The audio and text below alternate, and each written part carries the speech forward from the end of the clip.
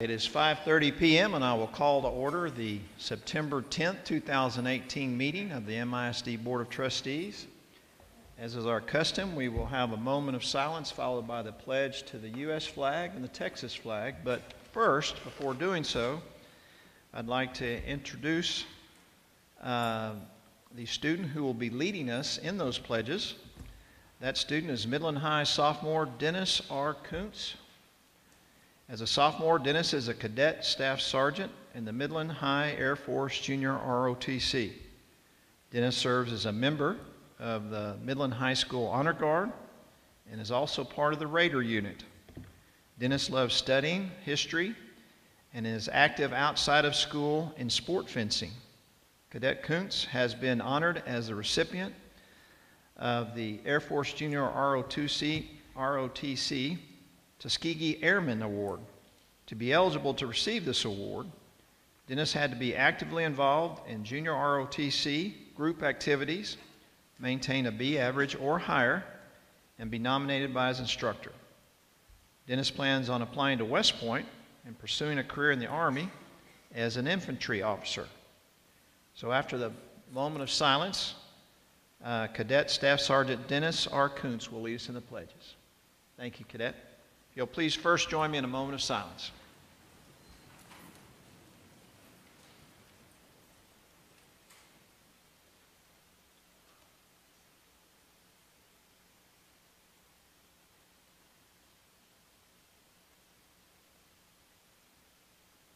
Thank you. Cadet.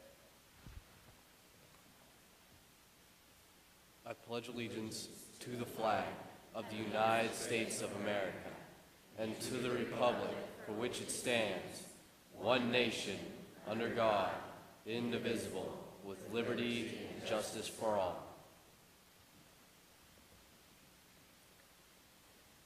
Honor the Texas flag. I pledge allegiance to thee, Texas, one state under God, one indivisible. Thank you, Mr. Kuntz. All right now, welcome to everyone. Thank you for being here. Agenda item number 2 is our presentations, recognitions, awards, and announcements. First up is Texas Education Agency, School Distinction, Designated Recognitions. Mr. Jones, welcome. Board President Davis, Board of Trustees, it is my pleasure and honor to recognize 10 of our campuses for distinction designations tonight from the Texas Education Agency. Campuses that receive an accountability rating of MET standard are eligible to earn distinction designations.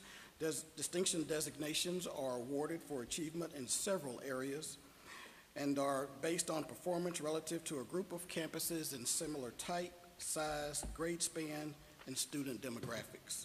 A campus earns a distinction designation if it is in the top quartile of its comparison group. The distinction designations are awarded in the following areas: academic achievement in English language arts or reading, mathematics, science, social studies, top 25% in student progress or closing performance gaps, and post-secondary readiness. We would like to start our recognitions tonight with Bonham Elementary.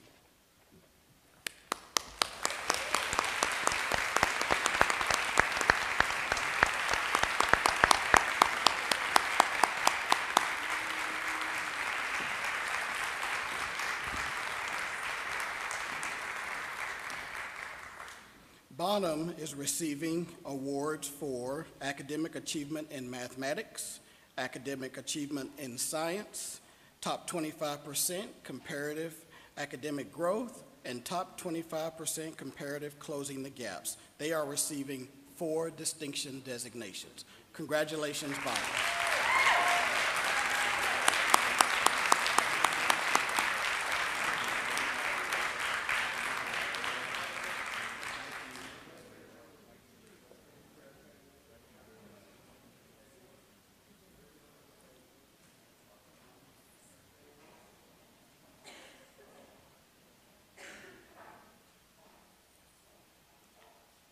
The next campus we'd like to recognize tonight is Bush Elementary.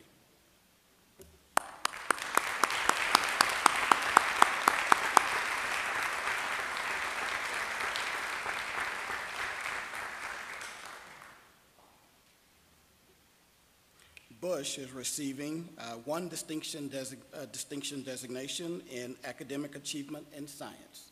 Congratulations, Bush.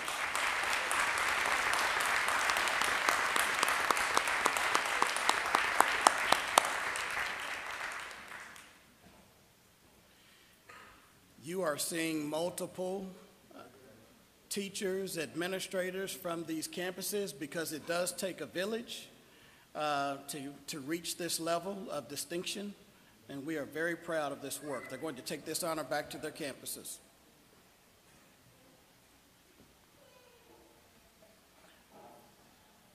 Our next campus we'd like to recognize is Carver Center.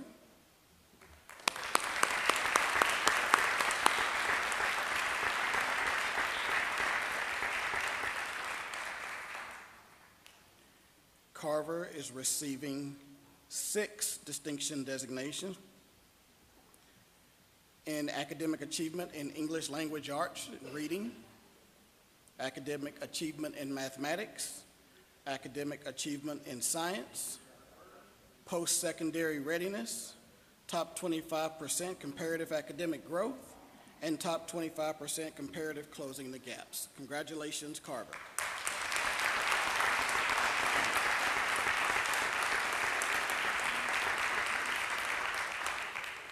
Next, we'd like to recognize General Franks Elementary.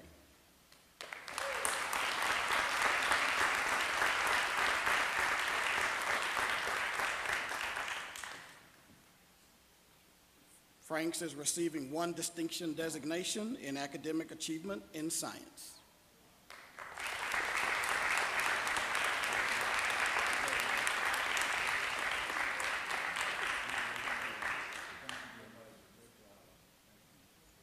Congratulations, General Franks.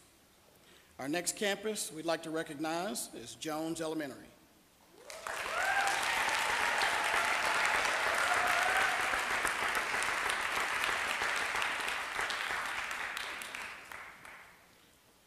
Jones is receiving a distinction designation in top 25% comparative academic growth.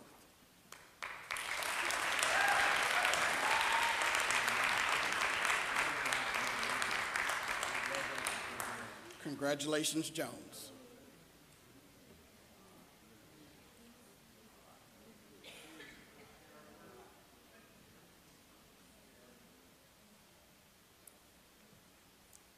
Our next campus to be recognized, Parker Elementary.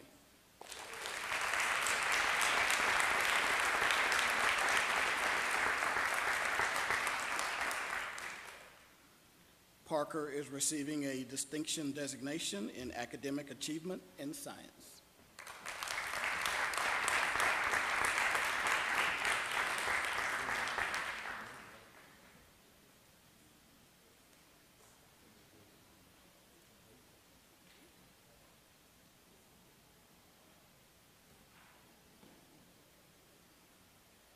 Congratulations, Parker.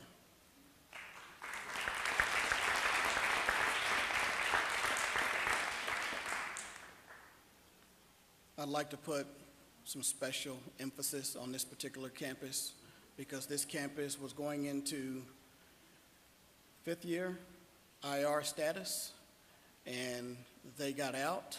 Not only did they get out, they are receiving a distinction designation.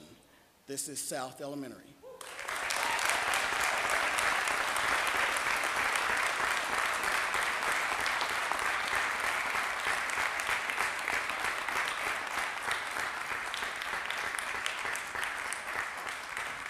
South is receiving one distinction designation in top 25% comparative academic growth.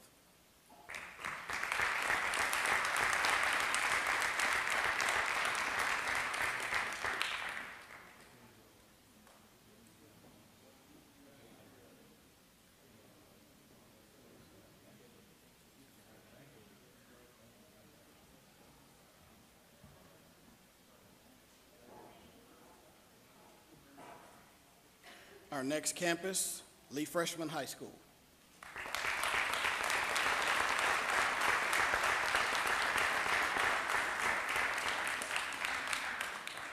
Lee Freshman is receiving 1 distinction designation in academic achievement in science.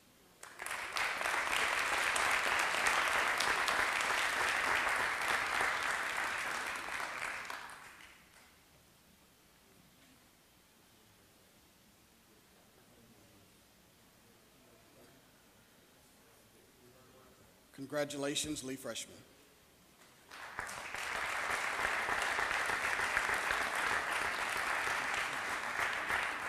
Our next campus to be recognized, Midland Freshman.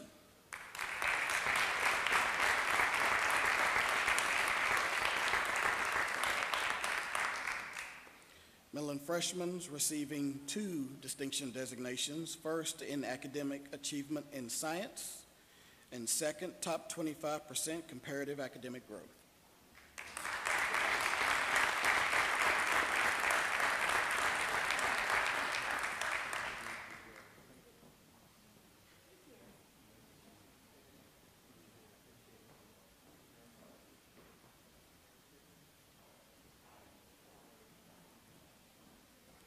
And our final campus to be recognized tonight, Early College High School at Midland College.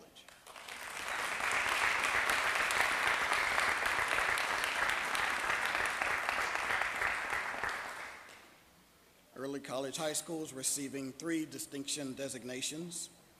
First, academic achievement in mathematics, post-secondary readiness, and top 25% comparative closing the gaps.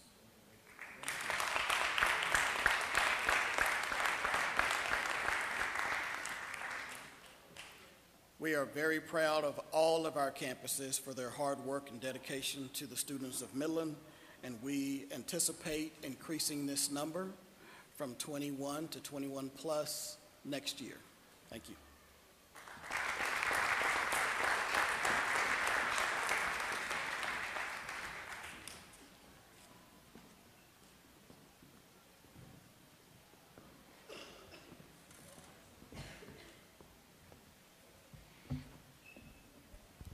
Yes, congratulations to all the campuses, all the campus leadership, teachers, counselors, everyone on campus. Thanks for all the effort that you put into making your campus a distinguished one. Thank you very much on behalf of the board.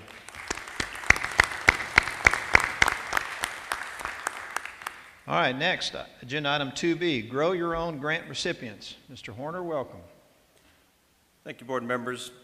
We'd like to recognize recipients of the Grow Your Own grant, and just as I ask those teachers, if you don't mind, would you come up and stand to the right? We're going to have the teachers walk across as well. So these teachers applied for the Grow Your Own grant. The initial grant amount was $126,000. So these teachers have been accepted into the program, and they're going to be working on their masters, and that's what the money is primarily for. They're also part of the leadership team designed to create the Grow Your Own system, where we have students begin with a coherent sequence of courses that lead between us to a college, and we plan on those students coming back to us to teach down the line. So they're going to be instrumental in the design process. So Alfred Acosta could not be here with us. He had 6 students, but I would like to introduce Erica Gomez.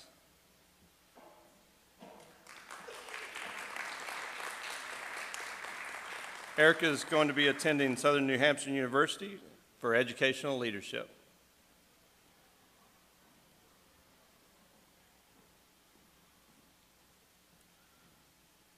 I'd be remiss without saying Lauren Langston. Lauren Langston was not able to be here because she literally is in class tonight at UTPB working on educational leadership.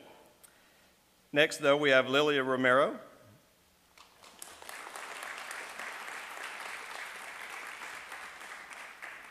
Lilia is starting at UTPB for educational leadership.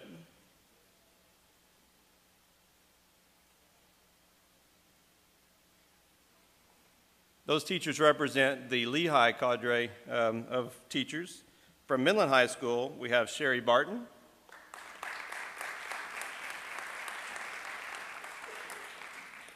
Sherry is going through Lamar University, working on educational leadership.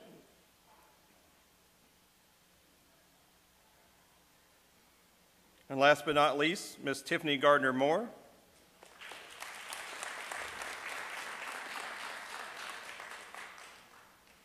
She is going through Lamar University, working on educational leadership. These teachers represent dynamic teachers in the field that are capable and willing and wanting to develop the next generation of teachers within MISD. We appreciate their work.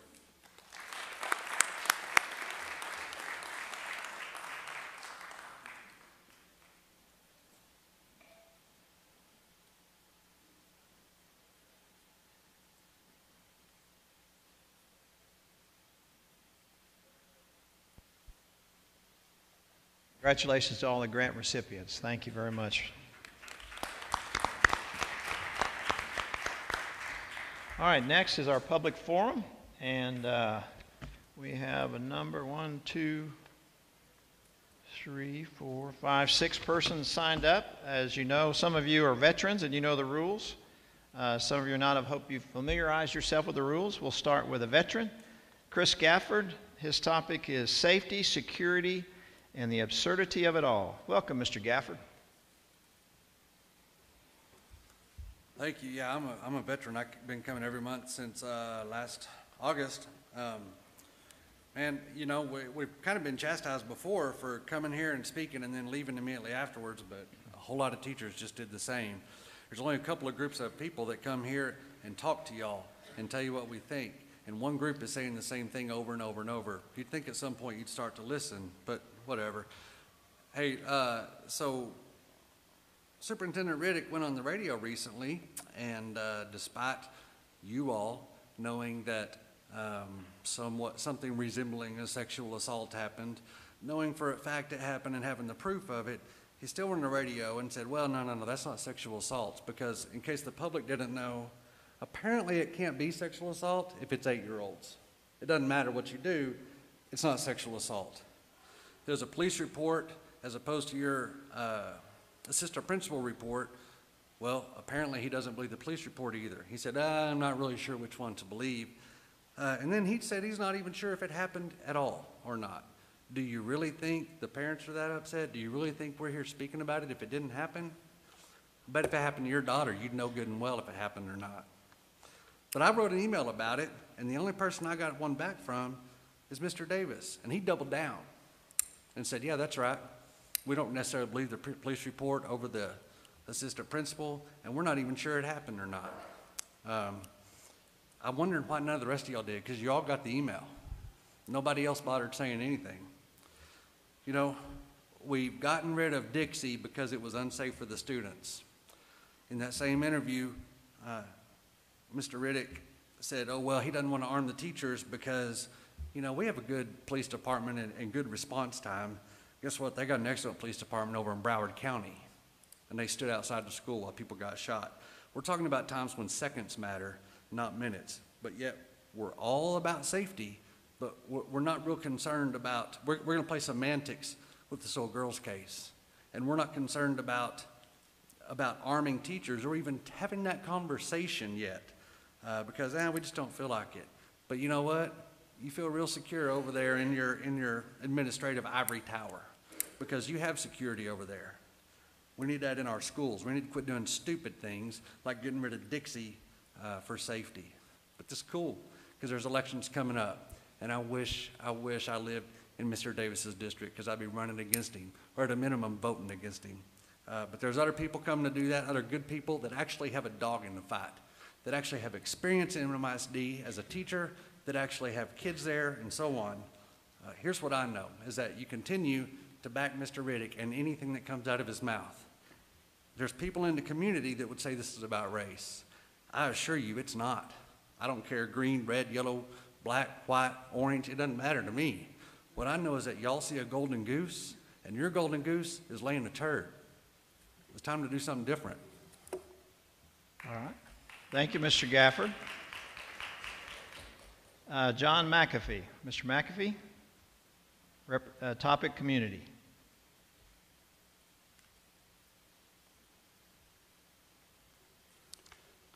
to the president, board, superintendent, and to the general audience. I've been coming here quite some time too. I'm a veteran. I did miss 3 or 4 months because of a sciatic nerve problem, had problems sitting and any length of time in trying to walk, but hopefully I'm on the mend. Having said all of that, I want to first thank the administration, thank the respective central office people who oversee certain curriculums. And what I'm talking about is especially the schools that were recognized on tonight. I just happen to notice one thing, that quite a few of the campuses received distinction marks in the area of science. So I don't know who the science coordinator is for this particular district, but I think some extra applause, accolades or something should go toward that particular person for developing our science curriculum, because it wasn't just the elementary. I heard it all the way up through the freshman schools, getting those type of designations.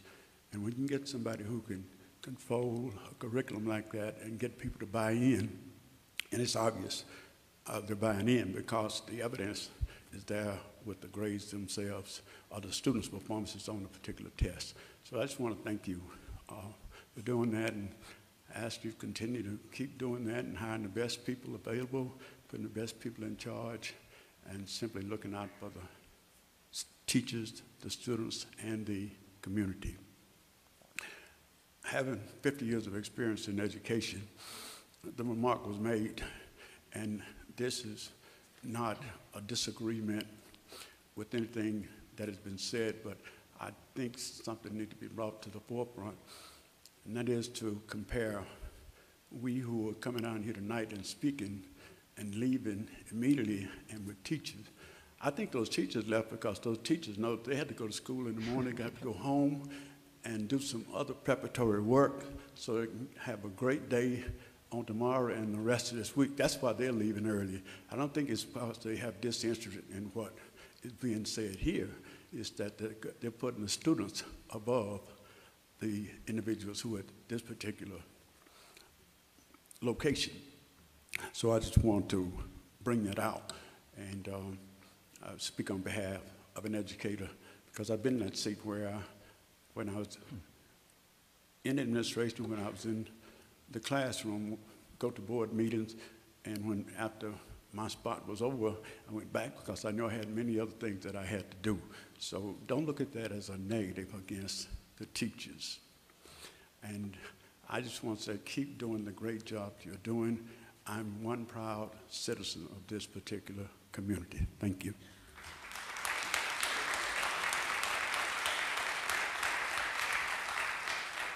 All right, thank you, Mr. McAfee. Next up, Bethany Friedenblum, topic, suicide prevention. Ms. Friedenblum, welcome.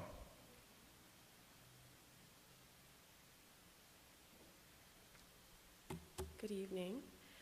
I am here this evening to talk about suicide. It is something that is much too prevalent in our community, but fortunately for us, it is something that can be helped. But that will require facing the problem head on. September is Suicide Awareness Month, and luckily for us, today is actually Suicide Prevention Day. Here are some facts about the suicide rate in the state of Texas. Suicide is the second leading cause of death among those ages 10 to 24. For every completed suicide, there are 1 to 200 unsuccessful attempts. And a study at Yale found that the victims of bullying are 9 times more likely to attempt suicide than those that are not victims of bullying. The connection between bullying and suicide is undeniable, as is the problem with bullying in our district currently. This problem can only be solved if we are all willing to admit that this happens, and we are all willing to attack it head on as one town and one team. Thank you. Thank you, Ms. Friedenblum. Next, Maddie Lincecum, topic, the end.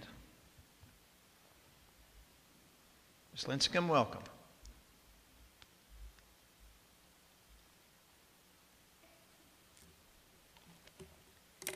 It has come to my attention that you all have not seen the paperwork / results of the grievances 1 and 2. The packets that Diane Lopez assembled for the 3rd grievance hearing allegedly did not contain them. I was also not shown what was in the packet, so I cannot confirm whether it was accurate information or not. In addition to this, Mr. Riddick recently mentioned to a large group of community members that I did not grieve the right way. This led several people to believe that the protocol was not followed. I hope you can understand my extreme concern and frustration about this. Not only have I had to deal with the repercussions of my 8-year-old daughter being sexually assaulted and attempting suicide, but from March 2nd to July 18th, I was engaged in the official grievance process with MISD. During this time, I followed the exact steps that I was told to follow by administrators. Despite many attempts to get me not to continue with the process, I pushed forward doing all that I was asked of me to follow MISD's protocol. If Mr. Riddick's statement was in fact true, I wish I had the strength to demand that Bennett's case be reopened so that I can have the chance to grieve the right way for her. Unfortunately, my family and I do not have the mental and emotional stamina to suffer through this again. If Mr. Riddick's statement was false, I demand that he issue a public correction and apology. The heat that my family has taken because of his words is ridiculous, and we have suffered at the hands of MISD long enough. If any of you still doubt me, please read the enclosed copy of Bennett's, I'm almost done, outcry. Let me remind you that the forensic investigator concluded that she was 100% honest and her assailant showed definite signs of lying. I have been 100% transparent and my story has never changed. I realize we are never going to see it for what it is, and it will continue to be thrown in my face with radio interviews and so on. Today, I am done.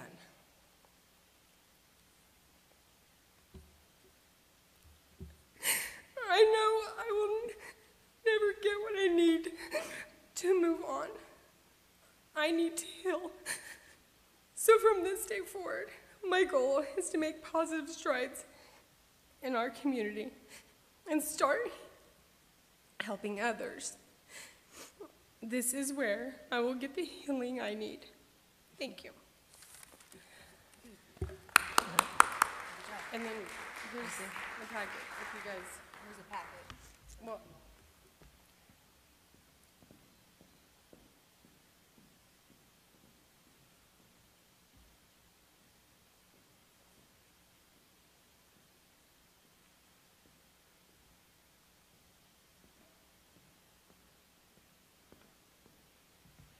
All right, thank you, Ms. Linscomb. I'll make sure that one copy is given to each board member and to Mr. Riddick. Thank you. Oh, you have the copies. Okay, great. That'd be great. Thank you. So those are copies of this. Okay, all right, thank you. All right. Next, Billy Ashley, topic, support public forum. Mr. Ashley, welcome.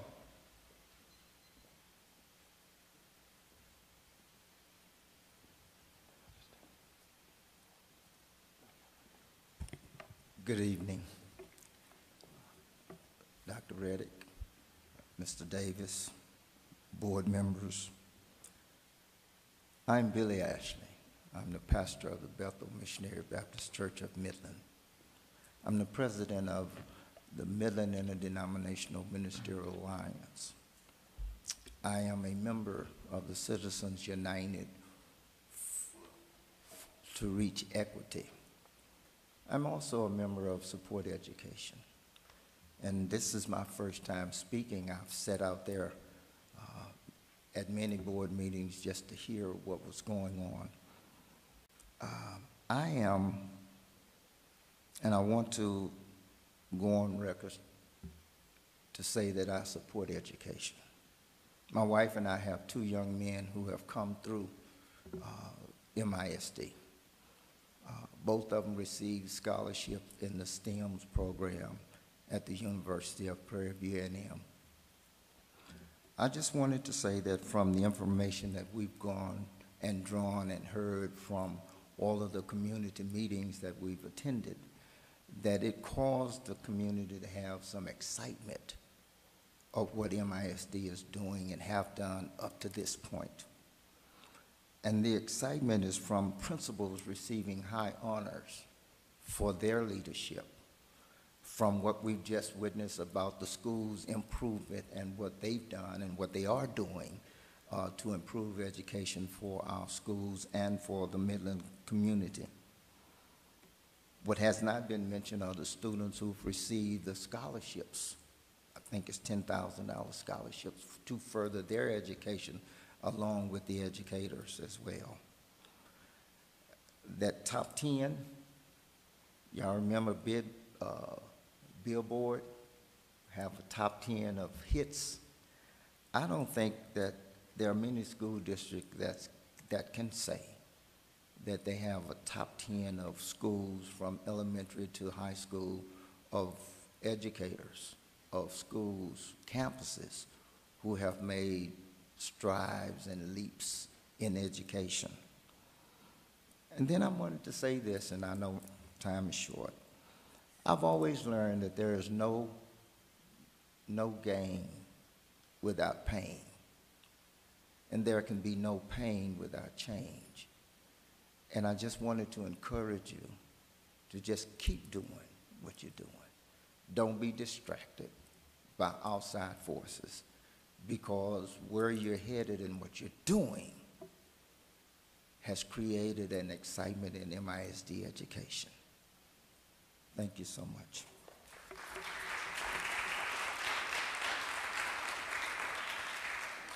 All right, thank you, Mr. Ashley. Our last speaker for public forum this evening is Kristen Vasquez. Topic, System of Checks and Balances in our campus. Good Ms. evening. Vasquez, welcome. Hi.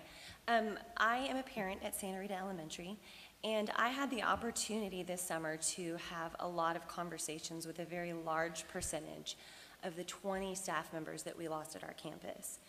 And after those conversations, it became very apparent to me that I feel like MISD would greatly benefit from implementing some form of checks and balances in their campuses. Throughout the conversations that I had, and also speaking about, kind of going over those exit interviews that were conducted by another parent, there was a very common theme in all the conversations that we had with teachers, and that theme was fear. Fear that by somehow offering constructive criticism at their campuses, that would result in something negative for their careers. Whether it be that the environment changes at their school, or whether it be that it could somehow be detrimental to their future with MISD. And I feel that that is an absolute shame. If you have leaders in your campuses that are not encouraging teachers and staff members to come forward and offer constructive criticism, if they don't have that open door policy that lets those staff members know that they can come in and talk about what's positive and talk about what's negative without being treated different, then I think that that needs to be a red flag to every single member of this school board. The bottom line is that everybody needs feedback, especially leaders. But the difference between a leader and a great leader is that a great leader encourages that feedback. They want to know what it is that they're doing to set their staff up for success and where it is that they're failing so that they can fix that and change that. Because we can't fix the problem if we don't know that the problem exists. Regardless, something needs to happen sooner than later. Whatever system can be implemented needs to be anonymous, because these teachers and staff members do not need to fear retaliation. And whatever system can be implemented needs to be set about in a way that it cannot be filtered through the hands of any member of your campus, so that you guys are getting the unedited version of what our campuses need to be better. Thank you for listening. All right. Thank you, Ms. Vasquez. All right. Next.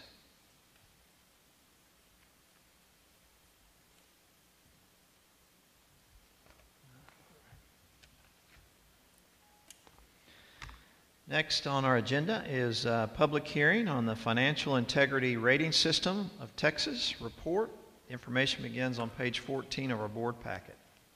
Ms. Moss, welcome. Thank you. Mr. Davis, board members, and Mr. Riddick, the Texas Administrative Code, Chapter 109, requires the district to present a financial management report providing information to the public concerning the district's financial rating.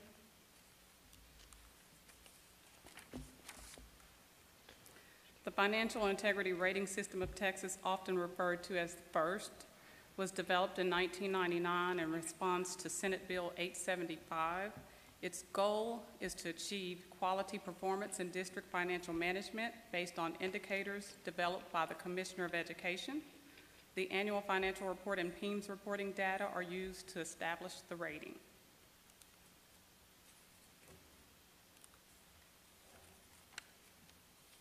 An A to F scoring system is used, 90 to 100 for an A, 80 to 89 for B. Sorry, wrong slide.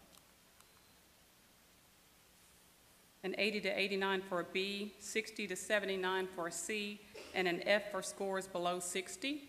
A district receives a rating of F for a no response to indicators 1, 2, 3, 4, 5, or 2A. Financial audit and governance disclosures, debt management, administrative costs, cash and investment, student enrollment, student to staff ratio, and fund balance are some of the areas addressed within the 15 indicators used to rate the district. We will briefly go over each of the indicators with the result of each one. Indicators 1 through 5 are rated as passed or failed. MISD passed on all 5 of these indicators. The first indicator references whether or not the annual financial report was submitted to our governing agency within 30 days of the required date. MISD submitted the report on January 19th, 2018. It was due prior to February 28th, 2018. Indicator 2 also refers to the annual financial report. It has 2 parts. Part A requires the receipt of an unmodified opinion or clean audit. Part B inquires of any identified material weaknesses. MISD received an unmodified opinion with no material weaknesses identified. Indicator 3 was the school district in compliance with the payment terms of all debt agreements at fiscal year end. MISD's debt payments were made within the requirements. Indicator 4 is in regards to payments to government agencies. Reports were submitted timely to all governmental entities. Indicator 5 looks more complicated than it is, really. The bottom line for this one is the unrestricted net asset balance was greater than 0. The next 10 indicators are scored with a possible 10 points each. MISD did not receive the full score on indicators 6, 7, or 8. These 3 indicators are directly affected by the district's cash on hand. The superintendent and financial services team discussed with the Board of Trustees the necessity of increasing our cash on hand during the budget workshops provided during the spring of this year. We have a plan in place to address the issues, and we anticipate a better cash flow. Indicator 6 is the ratio of cash and investments to expenditures. MISD's calculation of 60.91 resulted in a score of 6 points. MISD's... Sorry. I'm sorry. Quick question.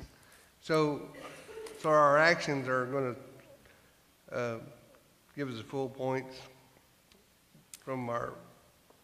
I will say that the things that we're putting in place will move us in that direction. Okay. Thank you. Mm-hmm. Indicator 7, MISD's assets to liabilities ratio was calculated at 2.66, resulting in a score of 8 points. Indicator 8, the long-term liabilities to total assets was calculated at 0.6255, resulting in 8 out of 10 points. The district received the full 10 points for the next 7 indicators. Indicator 9 shows that revenues were sufficient to cover expenditures. Indicator 10 shows that resources were sufficient to meet required debt service payments.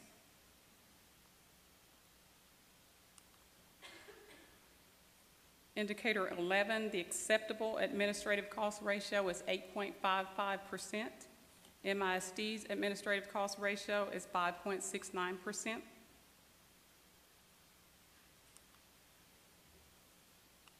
MISD did not have a decline in its ratio of students to staff outside of the acceptable range.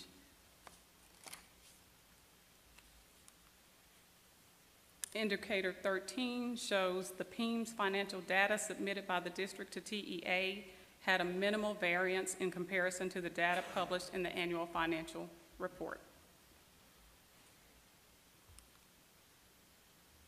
Indicator 14, MISD's annual report indicated no material noncompliance.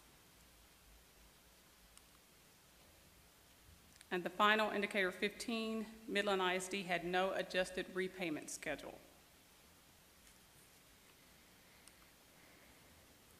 The calculation of the 15 indicators resulted in 92 out of 100 possible points and a superior rating for the district.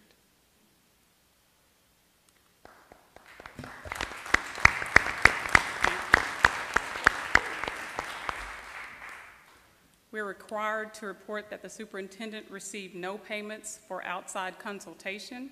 The superintendent and board members received no gifts with a value of $250 or more.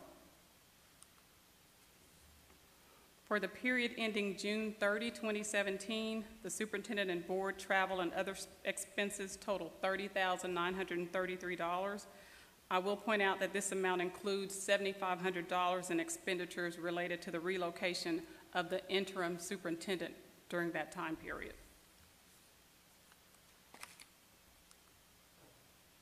There were no business transactions between the district and board members for the reporting period. And the superintendent's contract is to be made available during the financial management report. The contract is posted on MISD's website. A copy of this report is available to district parents. Please contact the Financial Services Department for assistance if you would like a copy of that report.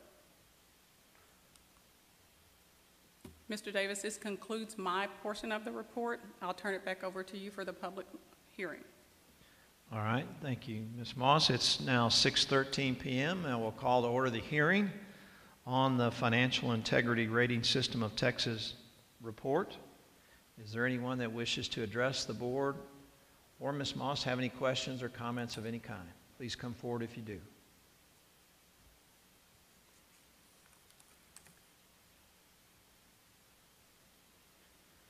All right, I know that's because we're all excited and proud that we have achieved an A rating. Thank you very much, Ms. Moss, for all your efforts, for your team's efforts, and for the district efforts. We're very excited we're rated A in this rating system. Thank you very, very much for all that you've done. Thank you. I will call to a conclusion at 6:13 p.m. the public hearing on the Financial Integrity Rating System of Texas public report. Thank you very much. All right, agenda item number 5 is a series of our consent agenda items. 5A are our board meeting minutes of our special board meeting on May 29, 2018, and our regular board meeting of August 14, 2018. 5B is our financials. 5C, monthly expenditures. 5D, monthly investment report. 5E, request for bid proposals on custodial supplies for warehouse. 5F, the 2018-19 compensation plan update. 5G, personnel appointments. And 5H, board gift. Those items appear between pages 39 and 133 of our board packet. Board, are there any of those consent agenda items that need to be pulled for any reason? Mr. President, I would like you to pull letter F, the 18-19 compensation plan update, just so that we could hear from Mr. Bailey concerning the update. All right.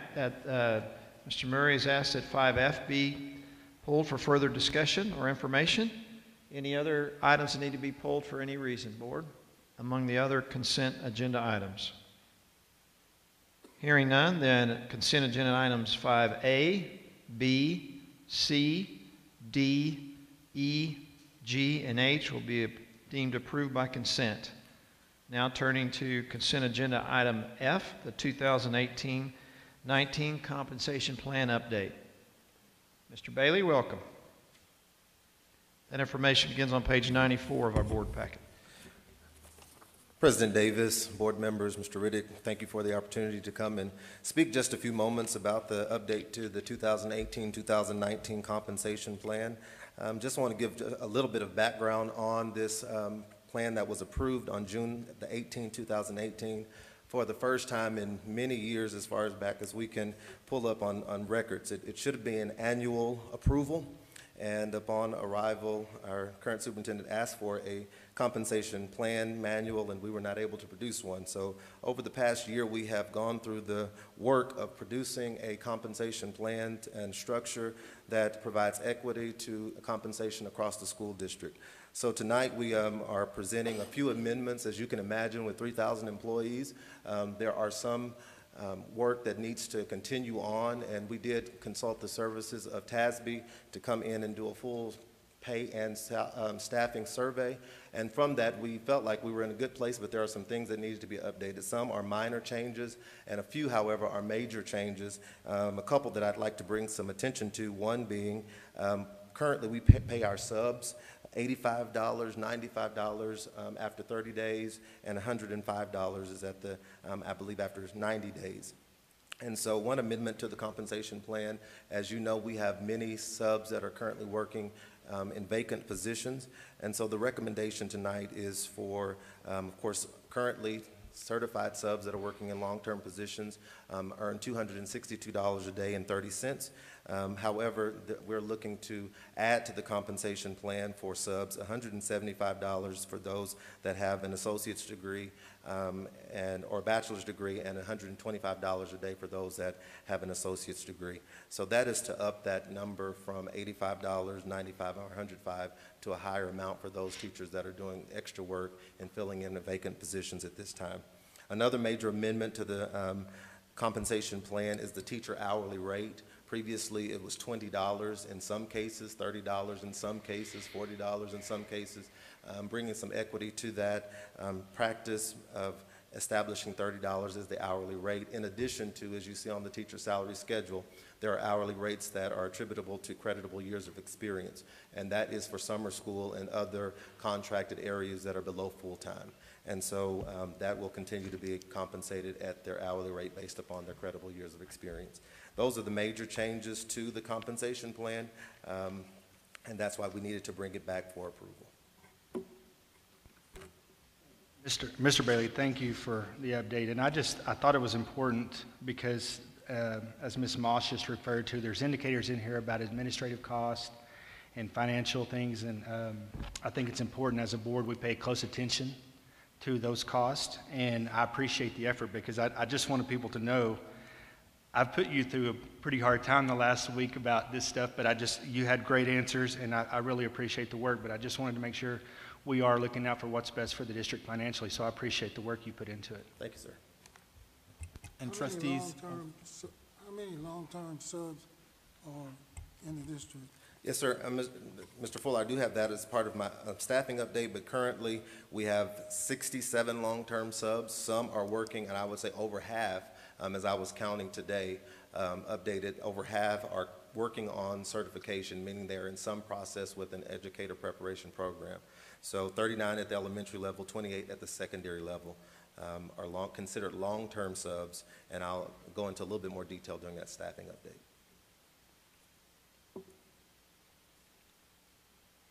All right, any other questions about this particular 2018-19 compensation plan update?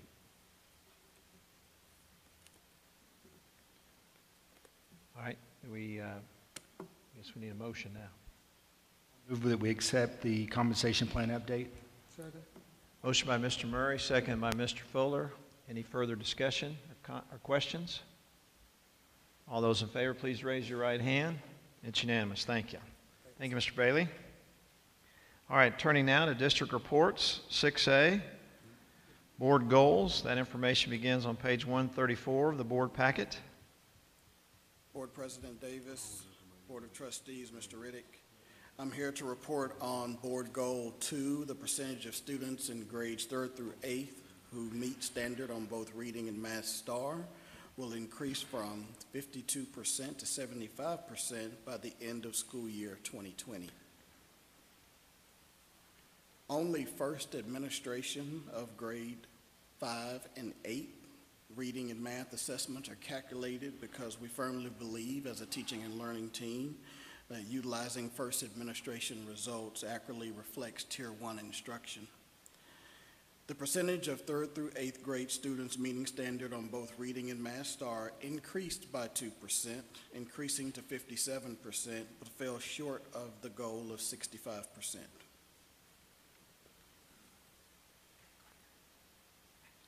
There you go. Okay, thank you. We are happy to report that we are seeing an increase in the number of students passing both math and reading 3rd through 8th grade. But we unfortunately did not meet this stretch goal, and as you can see, we have a ways to go. But we do see positive momentum headed in this direction, and we will continue to work hard to implement and improve on our instructional process in this respect. Mr. Jones, I'm glad to see that it's gone up. It's trending the right way. That's great. We failed to meet our goal, however, for the second straight year on this, even though it is trending well. What can you give us executive summary of the efforts that you think are currently underway to meet the goal for next year? So not only are the campuses that received an IR rating going through the process of the root cause analysis, we're doing that at all of our campuses. We're also going through the academic update with all of our campuses. We are continuing to focus on instructional process, and that means identifying the essential standards that need to be focused on in order for kids to be successful at the next grade level. We are harnessing our skills around improving common formative assessments, and we're putting plans into place to ensure that we have systems and structures in place for intervention as well as enrichment. We've also teamed up with Region 18 for comprehensive support. We are partnering with TNTP to help us with our instructional process, and we have another report coming on later tonight when we conduct our academic update specific to our campus response team, our CRT. Multiple things happening, but they're all to meet the needs of the instructional process, so I don't believe that they would be overwhelming to our process for improvement. All right, thank you. Please continue unless there are any other questions. Go ahead. Thank you.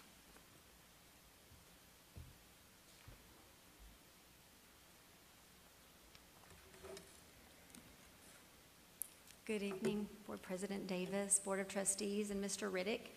My name is Alicia Severson. I'm one of the elementary executive directors, and I oversee 9 of our elementary campuses. Tonight, I'll be presenting on the Constraint Progress Measure 2.2, which is the number of elementary assistant principals gaining that enroll experience at our complex campuses. Our goal is for them to increase from 17 to 23 by the end of 2020.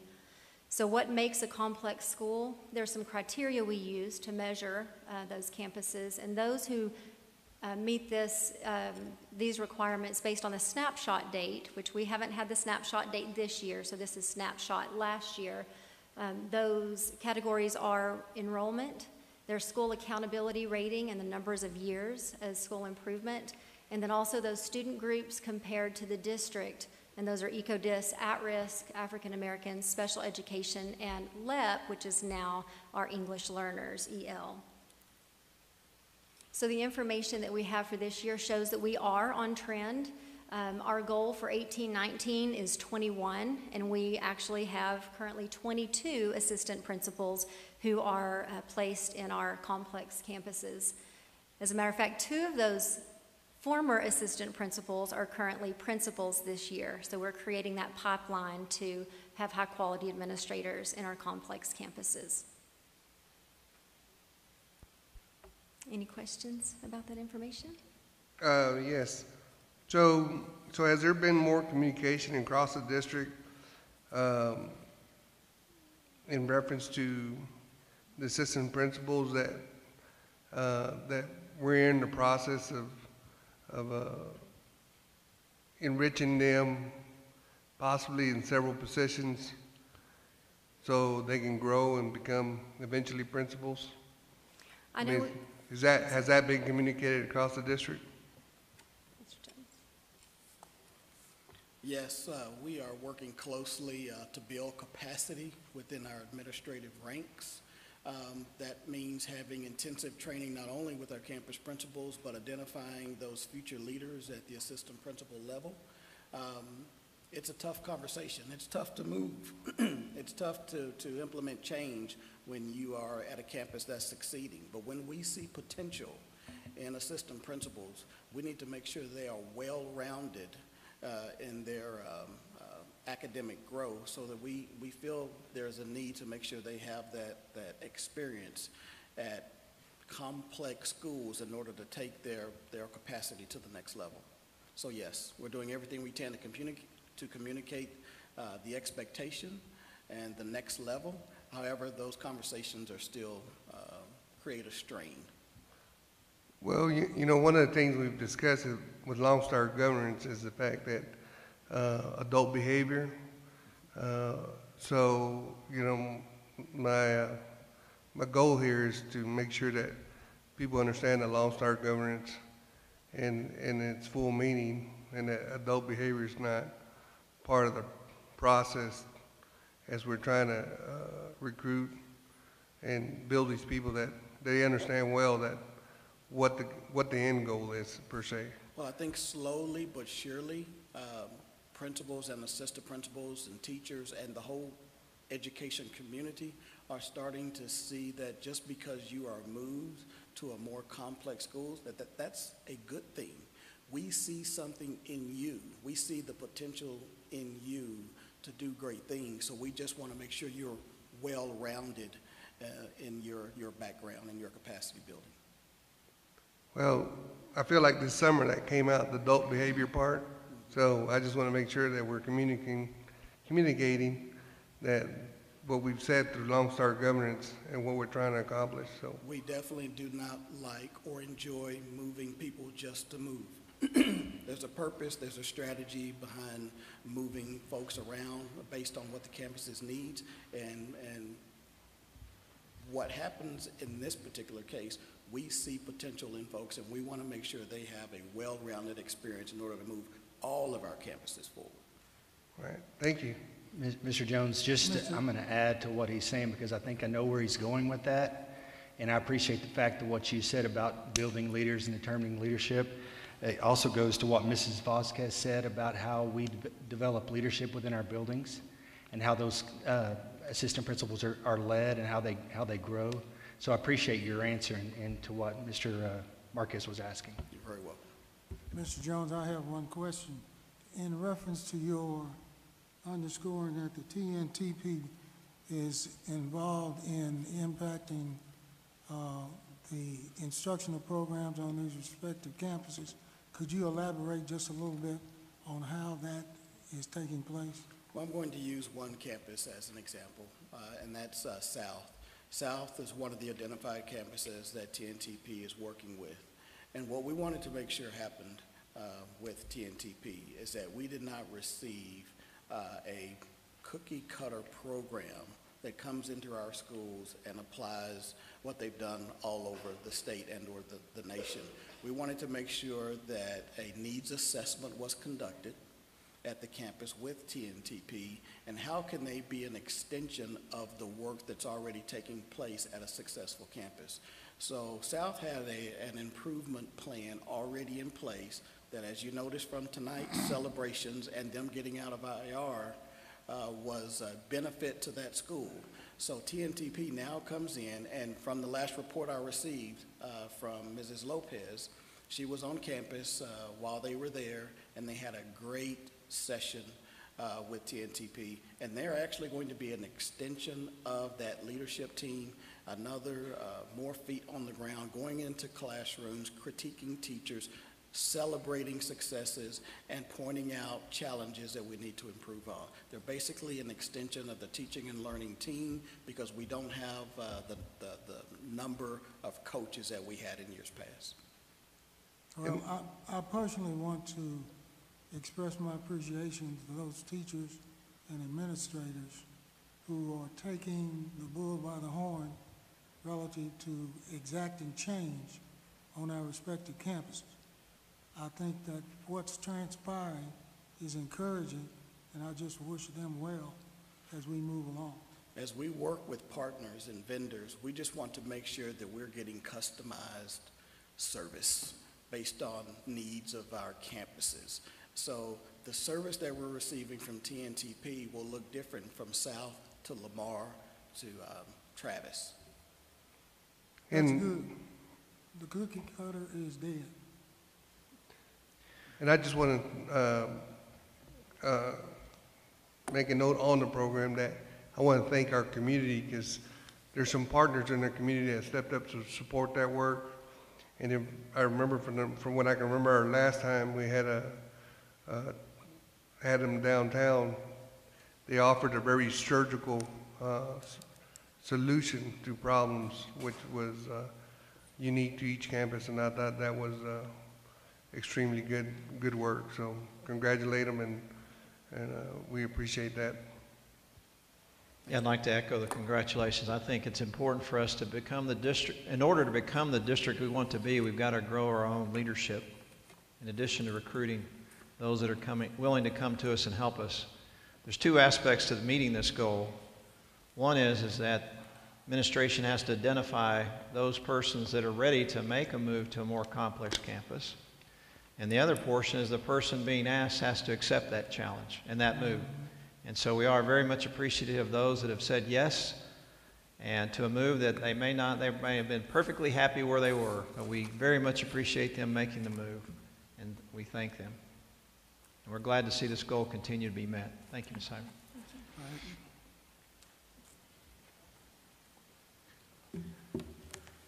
Evening again, board members. I'm going to continue with the report with 3.1 and 3.2. I would like to add a clarifying point on behalf of Mr. Jones. Mr. Davis asked the question on 2.0 regarding our initiatives and what we're doing. One of the things I want to add to what he stated, 7th and 8th grade, we saw the continued trend in 7th and 8th grade, especially ELA, and the balanced literacy initiative that we put in 7th and 8th grade is primarily designed to address that. The balanced literacy approach included adding many staff members to the 7th and 8th grade staff in order to get an extended period of time and a different approach to 7th and 8th grade ELA instruction. So I just felt like I had to add that. That's in conjunction with the Region 18 work that is actually coaching those teachers through a balanced literacy teaching model. Welcome. Wanted to address 3.1. Goal progress measure 3.1 is the percentage of first-year freshmen leaving grade 9 with Algebra 1 credit. The goal was 85%, and I'm pleased to announce that as of the end of the year 2018, we actually surpassed that and reached 88%. Wow. Great.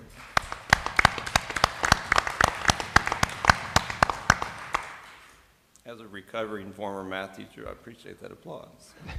You know, and I want to say a comment about our Lone Star governors, because we talk so much about that. You know, when we started this work a while back, it was through that collaboration from everybody that we've come up with these targets. And, you know, we're showing here we've met one, we're behind some other ones. And I just want you to know that, you know, I believe in the process, I believe in y'all, I believe in the district, that it can move forward. And I think the community, when they see this, they get very excited that there's that potential, you know, that we started a while back for everybody that's been on the journey. But I just want to be very appreciative of that fact that, yeah, we've missed some, and of course, you know, we want to meet those goals, and when we meet one, it just feels like a very good feeling, because it's a lot of the work's been done by the district, and so I congratulate y'all that have come up with a target goal and helped us, and that we've met it. So thank you once again. Thank you, Mr. Marquez. Yes, congratulations, and thanks to all who helped contribute to doing this. That's wonderful news. Absolutely. And I would have to say those algebra teachers exemplify the instructional model, the PLC process. They were the first to adopt wholeheartedly the work that we're doing in the instructional model. And you can see that going from 79% to 88% in 2 years is a major feat. Board members, goal progress measure 3.2 measures the percent of students leaving the 9th grade with 6 or more credits. When we created the board goals and the targets, this is an indicator of students being on track. So I'm pleased to announce that the goal was 82%. When we initially put this information together, it may have been reported to you as a board in August. Preliminary numbers were 81%. After final crunching of numbers, we're proud to say and announce that we actually met the goal of 82% exactly on the target. Congratulations again.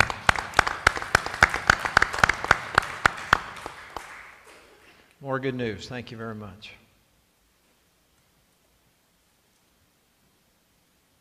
I would like to close with,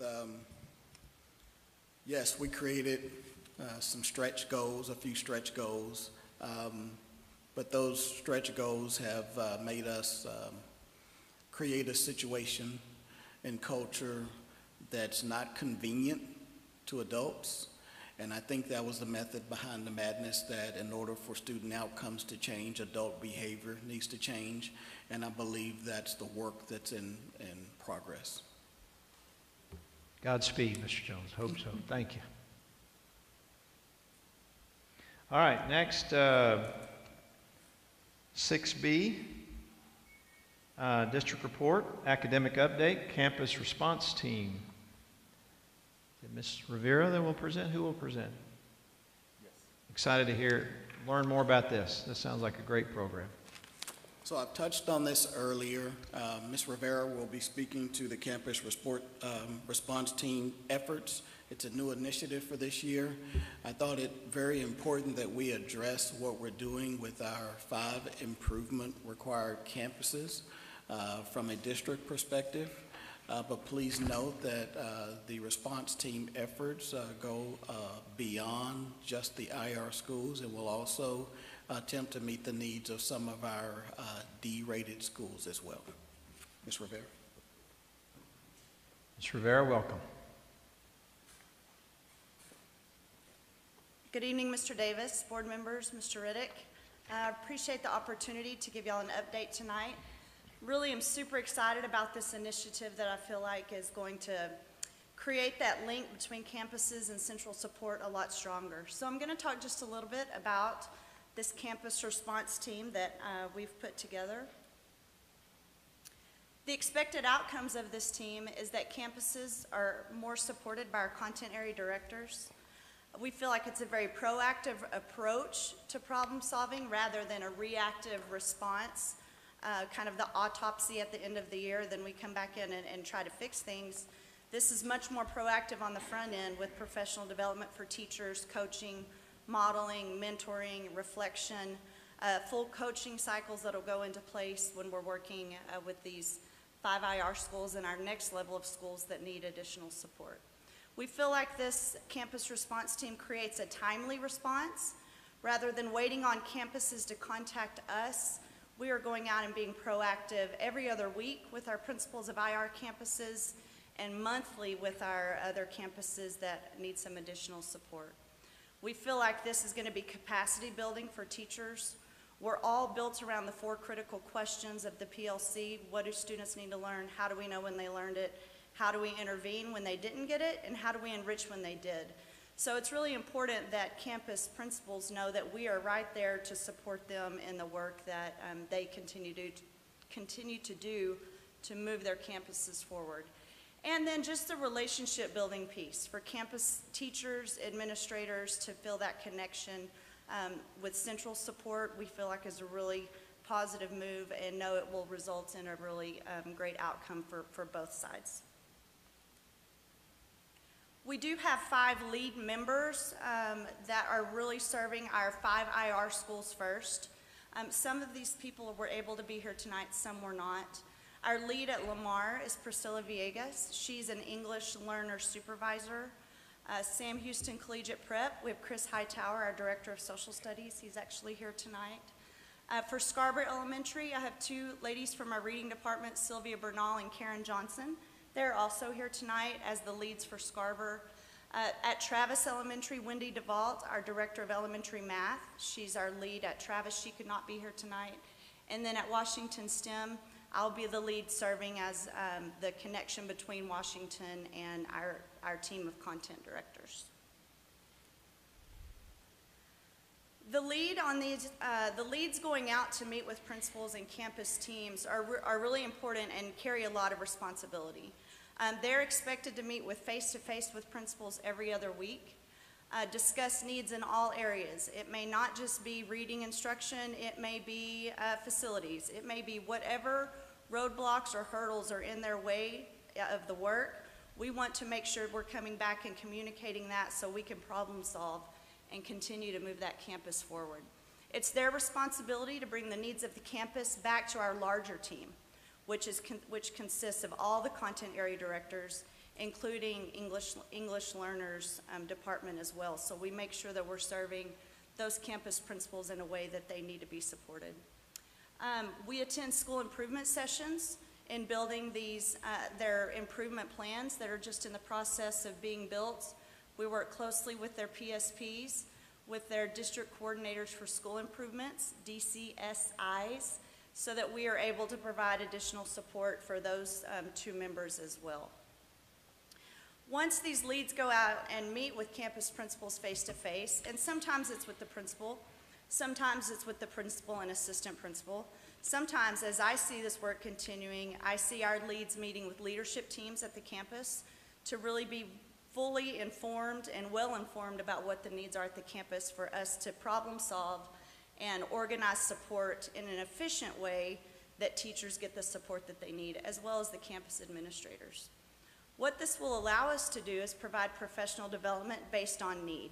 So if they've given a common formative assessment and they've seen that they have some data that needs some work, that's a great time for us to come in, provide some professional development, spiral those standards back through on the next common formative assessment, and make sure that we're growing, because our focus is really on growing students. We'll also be planning, coaching, modeling, co-teaching, reflecting with teachers, all parts of that coaching cycle to really build capacity at the campus. We also have additional schools that need support, not just our 5 IR schools. So we do have leads assigned to Alamo, Bunch, Burnett, Coleman, DZ, Henderson, Midland Senior High, Milam, SJ, and Yarborough. Those leads also go out, but they go out on a monthly basis for that face-to-face session with the principal. What we expect to see are probably some trends in data that then we can respond to collectively for several campuses. If we have a 5th grade math issue at one place, chances are we could likely have that 5th grade math issue at another campus. So really combining the efforts and the professional development that those teachers need in a collaborative capacity to keep building and growing. Along with the campus response team work, we are still incredibly focused on iStation and Imagine Math. These programs are implemented to support Tier 1 instruction, and they allow us to progress monitor kids that are on or above grade level. So it's really important that we continue to provide training face-to-face. We are also putting together webinars. Teachers and administrators can actually watch those live or come back to the departmental website and link for the recorded version so that that information is easily accessible at a time when teachers can access it. We will be conducting data reviews and coaching after monthly iStation test. I know that you are well informed that the ISIP is a monthly assessment to gauge whether kids are on Tier 1, Tier 2, or Tier 3 in reading. So we'll be going out and having some coaching conversations with campus principals. But most importantly, we're ready to celebrate growth. So at our monthly A-team meetings, what we're excited about is to celebrate those campuses that are growing kids from Tier 3 to Tier 2 and Tier 2 to Tier 1. Because the end result is we want the most kids possible in Tier 1, which represents honor above grade level.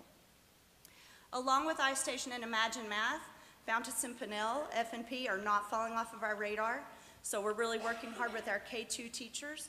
In fact, had a training today for new K-2 teachers for training on how to implement Fountas and Pinnell, because we are at that beginning of year window for that initial assessment. And this year we will also be able to have a data point from beginning of year and middle of year, so we can have a better monitor or measurement for exactly where we are before we are at end of year. I do have, I think, did I get everybody for, oh, Linda Hill is also here, our Director of Secondary Math. Linda will support Alamo and Milam. And Rob Pena is here. There he is. Our Director of Science, who will be co-supporting Alamo and Midland Senior High School. So unfortunately, some of our other leads could not be here, but they're listed in your board packet if you have any questions. Jill, I got an overall question, but so how did the day go? I think this is kind of the first time we've had an early date for the planning and stuff. And I'm so excited. I can't wait to get feedback tomorrow from principals. We have A-team tomorrow. So because of the board's ability to adopt an instructional calendar, I just feel like our teachers are going to be better and more well prepared for the second 6 weeks. And these instructional planning days were very deliberately built at the time that they were built. Because what we want is for teachers to be, when the second 6 weeks start, we want them to be ready to teach for the second 6 weeks. So today we had the opportunity for teachers to collaborate across town. 5th grade science teachers were together. We had some 6th grade math collaboratives. We had some 3rd and 4th grade writing, reading teachers. So days like today make it possible for more collaboration to take place in the district, which builds teacher capacity and increases student achievement everywhere when our teachers are better. Oh, yeah. No, it's, I know some of the kids had to be, we got the great program now after school, so I know for a fact from grandchildren that they were well attended, and so on speaking as a grandparent, I thought it was awesome that our district has taken that initiative and given the teachers the time and the students the opportunity to have somewhere to stay, working out well for a lot of working parents. So a really special opportunity for our teachers. You know, in years past when we have had professional development days or planning or things like that, our teachers have been in a struggle with, well, I have my own children, and what do I do? So I feel like Right at School came in right at the right time. I don't know if that's fair to say, but what a great complementary effect and positive consequence of our instructional planning days with our teachers actually having a place, or at least an option that they had not had before. Right, it's just wonderful, so I think it's going to do well. Thank you. Any questions or comments, Mr. Rivera? Yeah, Ms. Rivera, I just wanted to say, as far as the campus response team, I'm not sure if that was your idea. I'm sure that was a collaborative effort, but that is one of the best ideas I've seen for support in what we're doing in schools right now. And I was so excited to read that in the board packets over the weekend about what you are doing about going out on campuses. And I just think you're off to a great start with this and with the summit and how that all kicked off the year. So I just appreciate what you guys are doing. Thank you. We're really excited about the work, and we're working. So we appreciate the support. It's great. Thank you very much. All right, next, bilingual ESL program evaluation. Ms. Amaya, welcome.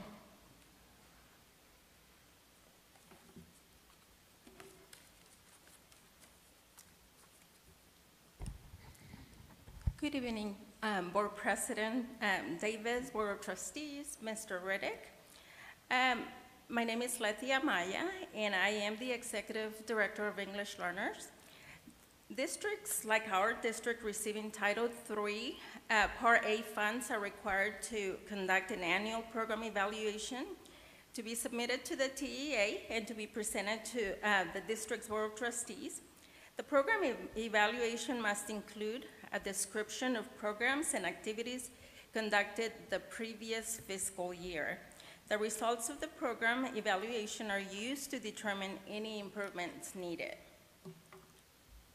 So what you have in front of you is the different categories of ELs in our schools. So I'm going to focus on the total number of ELs that we served last year. So if you go to the last column, the fourth row, last year we served 3,153 students, and that comprised 12.5% of our overall student population. So our program is quite large. We also report the professional development activities that we conducted last year. And so last year, the professional development activities that were very specific to English learners are listed. And in those professional development activities, we provided training to core content bilingual ESL teachers, principals, administrators other than principals, and community members. The attachment included in your board packet offer more detailed information in regards to our program. So you have program model descriptions offered in our district. Also, you have a list of the campuses where the different programs are offered. In addition, the bilingual and ESL initiatives that were implemented last year. And last but not least, we have also listed the language acquisition programs that we utilized last year. Are there any questions? Any questions for Ms. Maya? Yeah, I guess the only question I have, Ms. Maya, is that if you go back, I guess, as far as the participation from the, I think it was 12 from the community. Yes. Do you want me to go back to the slide? Yes, ma'am, please. Sure. So how are we getting this out? I mean, is it on our website? Or how are we getting that out to the community to try to get more? Is this people that we're picking to be a part of the organization? This was last year. I mean, I know that last year Ms. Rowley worked in conjunction with Ms. Kale in presenting at groups like Educate Midland, and that way kind of educating them about what our bilingual program is about. This year, since I'm the one in charge, I will be seeking input and feedback from community members. I've already been invited to Odessa College to collaborate with them. So in as much as I can through our district, you know, with the system of great schools and all of that, we get in quite a bit of community involvement. And in that, there's a place for us to teach the community about what the bilingual and ESL program is about. Okay. Any other questions? Is that going to be an update on your website relative to this information, and particularly so that community persons can understand what it is that you're undertaking? Yes. So right now we are working through our website updates, and so as soon as that we're going by departments, I'm sure I'm coming up pretty soon, and then we will update. There's already information on there. We need to update some of the opportunities to get with our community members. Anything else? Any other questions? All right, thank you, Ms. Maya. Appreciate it. All right, next is agenda item 6C, financial update. Ms. Moss, welcome back.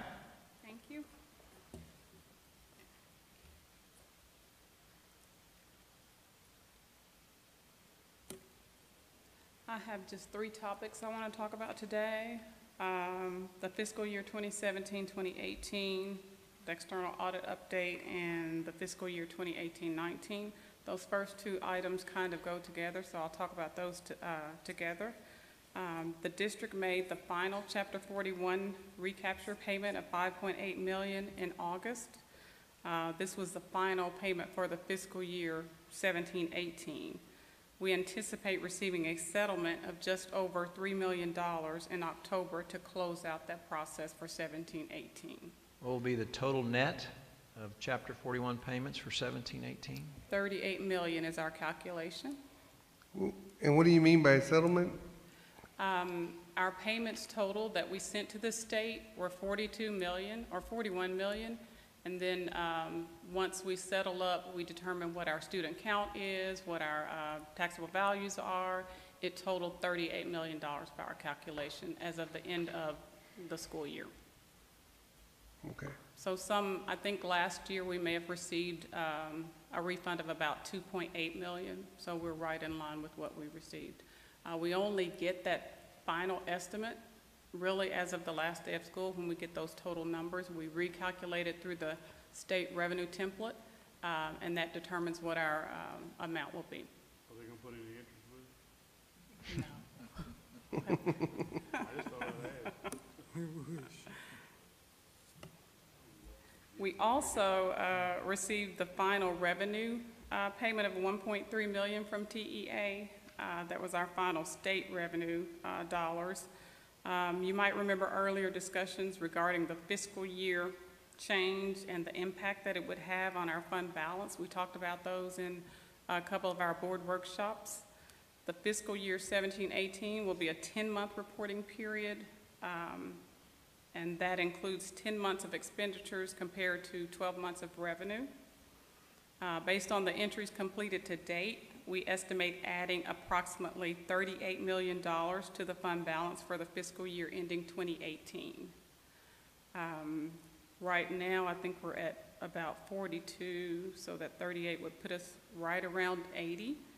The breakdown of that is $6.5 million in budgeted estimated revenue compared to actual.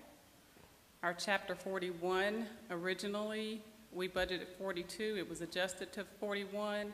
It ended up at 38. That's $4 million. Our payroll expenditures of $16.7 million, that is directly, the majority of that, about $15 million, is directly related to the fiscal year end change. So we will report the balance out as of June 30. We spend about $15 million in payroll in July, which is directly related to the 17-18 fiscal year. Campus and department budgets, we're estimating about $3.9 million in excess there. Our utilities, $1.1 million. Appraisal and tax collections, a little over $500,000. And of course, we adopted the budget with an excess of $5.3 million. And all those items total up to about $38 million that we will be putting into the fund balance as of June 30. Again, in our budget workshops, we did report to the board how a fund balance is just how much money in one period of time, in a window of time. So I just want you guys to keep that in mind. Ms. Moss, can I ask you, the $500,000, the $500,000 that you gave last, what was that number? That was appraisal and tax collections, appraisal fees and tax collections. Okay, thank you. And our external auditors are here on Wednesday, the 12th this week, to complete the remainder of the field work. We have a few more entries to make, and we'll have the bottom line numbers, the actual numbers for 17-18. Moving on to the 18-19 fiscal year, we ended the month of August with $76.2 million in cash and short-term investments. Our interest rates continue to slightly increase. Interest earned for all funds this month totaled $130,000. Mrs. Martin is currently contacting local financial institutions to evaluate the possibility of purchasing certificates of deposits for our scholarship funds and some of our other funds to try to increase revenue as well. We'll provide an update to the board at the October meeting on where she is in regards to that. The first 6 weeks grading period ends on September 21st. After we receive the student attendance numbers and enrollment numbers, we'll complete an update of the calculation of the state revenue template for this year. The updated amount and variance from budget will be reported to the superintendent, who will keep the board updated on the additional priorities that were not added to this adopted budget. We have a board budget workshop tentatively scheduled for the first week of November. We're starting a little earlier this year. You'll remember last year we did our budget workshops all in the spring. This year we'll start in November. We'll start that process, kick it off in November. And during that workshop, our intention is for the superintendent and the board to work together and let us know what your initiatives are for this year and what your priorities might be. And we'll start working towards that. Any questions on, other questions on any of those topics? Thank you very much. Appreciate it. Thank you. All right, next is agenda item 6D, innovation update, System of Great Schools. Ms. Kale, welcome. Thank you. Good evening, Mr. Davis, Board President, Board members, Mr. Riddick. Just want to give you a quick update on innovation. Our Call for Quality Schools process is initiated. We've already had open office hours and a webinar that elicited interest from across the nation. All submissions for Call for Quality Schools were due last Friday, so we're in the process right now of vetting those. And then we are targeting to be complete with interviews the first week of October. On unified enrollment, to give you a reminder, unified enrollment is an opportunity to create the streamlined process for our families for how they select schools based upon parent and family desires for their child, for their interest. We have created a policy committee that is currently reviewing all enrollment process and policies around that, and then it will go to a steering committee and then to you if needed for that process for approval as we move down that path. That will take some time for us to move through that process. The Executive Education Leadership Academy, we have 13 participants that will be leaving at the end of the month to go to Houston for that process to partner with Rice University Jones School of Business. That will be a 9-month process where they will have opportunities to interact with stellar leadership coaching in that process. So we're very excited about that opportunity. And I suspect we'll bring them to the board later so that you can put faces with names of who's attending. As far as the Transformation Committee and subcommittees, we started last week with our this past month with our information with the committee moving toward the SGS work. We have several committees that are stemming off of this work and will continue in the process toward ensuring meeting your goals for the theory of action, as well as supporting campuses toward increasing the student outcomes and increasing the number of high-quality seats we have across the district. At the same time, we want to make sure that we're ensuring fidelity toward grant implementation in this process.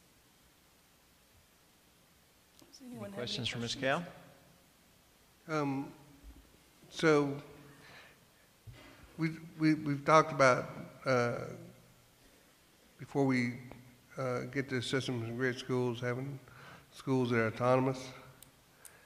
So which one do you see first, or when do we say officially this is going to be our first school that reaches autonomy? Or I will defer to Mr. Riddick for that. So we've started those conversations, and I met with 6 principals for breakfast. I believe 5 were able to show up to start talking through the autonomy and what that work could look like.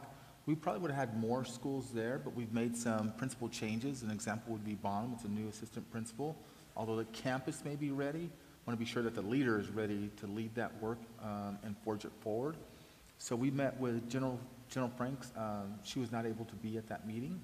Met with the early college, met with Carver, met with Midland freshmen, met with Bowie, I'm missing Abel. in Abel, and talk with those principals about what are aspects of our work that gets in their way that they would no longer want to do, but still had to be at the finish line with success, and could they meet great success measures if given that latitude. I've shared with them to tell me what some of those aspects are, so we began to broach those conversations in little steps, not that they're not already getting some autonomous actions, but what specific actions would they like to leap forward. An example would be curriculum, pacing as an example. They see that there are elements within the pacing guide. The pacing guide is the way that you address your learning on your curriculum, and you attack it at certain relevant points within the school year, that they would like to move things within their pacing guide. In doing so, as we test, if we have this window of testing, but you've moved what you study and learn to another area of the calendar, when that assessment comes, you won't perform well on that assessment because, in essence, your kids have not been taught it yet, and they would be reaching out on their own in their own learning and navigation. So would that mean no commitment to the district benchmarks that measure what that looks like? We talked through what a district 9-week assessment could look like. We deliver one large benchmark. We've changed our strategy because I felt we were over-testing and committing a lot of testing sin, I feel. So we've modified what that looks like and moved to 9-week increments to help give us more time to teach. We're delivering only one large district benchmark that comes to our teachers and our campuses. And I've shared with those principals so that we can get a pulse of where we are as a district. We may need to all go in on that one so we can know if we need to get help if there's an area of concern. So based on curriculum, based on pacing, has been the conversation and the tools. What textbooks do you need or you don't need, and how do you want those, are the driver of information. The next layer that we'll move towards is now we went to zero-based budgeting that gave them that autonomy to say, this is what I need as a principal, and these are the things that I want that will help me move my campus. It would go to a larger aspect of budget to allow them to say, if it is a $37 million campus, if we were to give you your $37 million and pull out the state and federal requirements that you have to meet, how would you meet your other needs with teachers and staff and building it?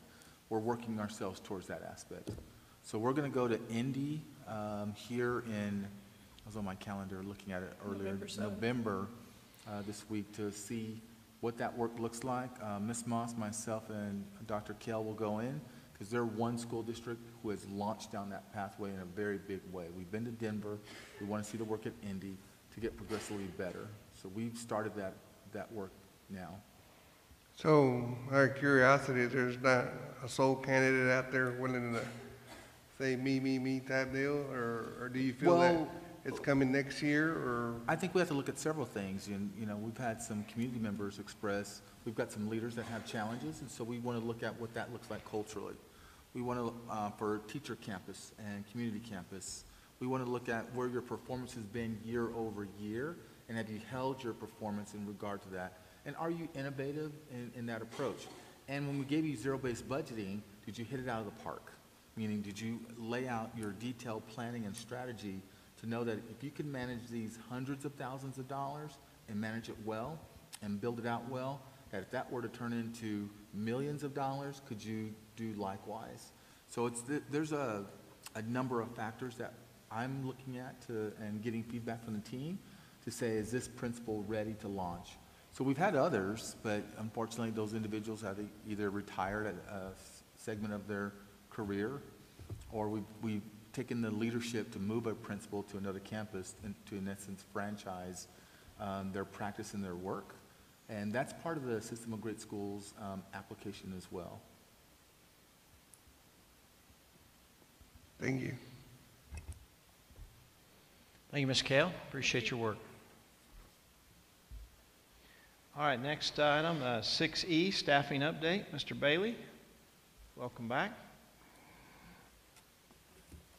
Mr. Davis and board members, just a brief update of staffing currently in the school district. As reported previously, 91% staffed. That equals about 112 vacant positions. As I mentioned earlier, we have 67 long-term subs working at my ISD. That's 39 at the elementary, 28 at the secondary. Since August the 6th of 2018, we have received 12 resignation notices, and 4 of those we brought before the board, 2 tonight, for sanctions against their certificate. A compensation plan was presented and approved tonight. We appreciate that, as well as we're reviewing some of those staffing district-wide to delete some of those vacant positions that are not necessary at this point in time. So basically, over the past couple of weeks, we've been looking, and the TNL team, working along with HR, we've been working to level classes across the district. 5 of those teachers have been reassigned to different campuses based on enrollment fluctuations. I can say, however, that staffing projections that were made back in early spring of last year were pretty close. And so there wasn't a whole lot of movement, as well as unlike previous years where we've been in the position of having to add more teachers once school started. So we do feel that our staffing projections were close this year.